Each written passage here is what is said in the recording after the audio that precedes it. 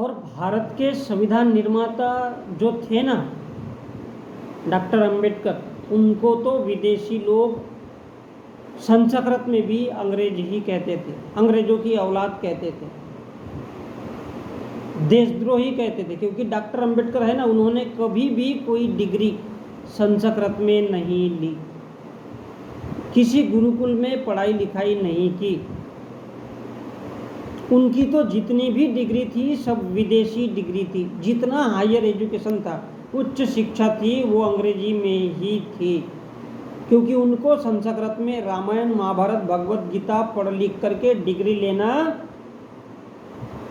पसंद नहीं था। क्यों पसंद नहीं था? क्योंकि कोई पढ़ने लिखने नहीं देता था।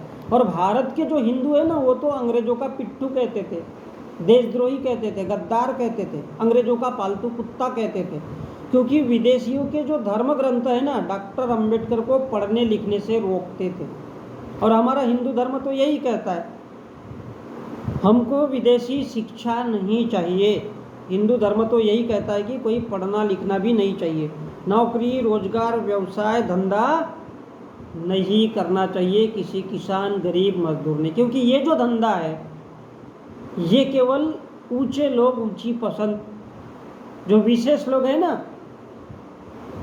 ऊंचे लोग हैं, ऊंचे गोत्र के हैं, ये जो धंधे हैं ये केवल वही कर सकते हैं, नौकरी रोजगार व्यवसाय। बाकी लोगों को नहीं करना चाहिए।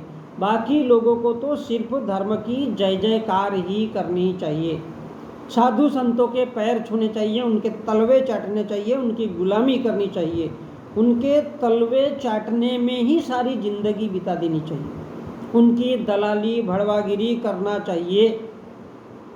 धर्म तो यही कहता है। और इसलिए इस देश के लोग हैं ना, डॉक्टर अंबेडकर को देशद्रोही कहते थे, गद्दार कहते थे, अंग्रेजों की औलाद कहते थे और विदेशी कहते थे, अंग्रेज कहते थे।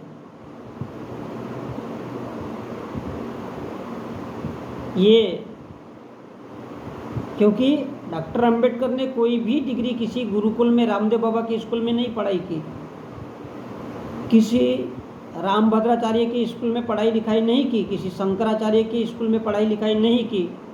और इसलिए डॉक्टर अंबेडकर को अंग्रेजों की औलाद और देशद्रोही और गद्दार कहा जाता था।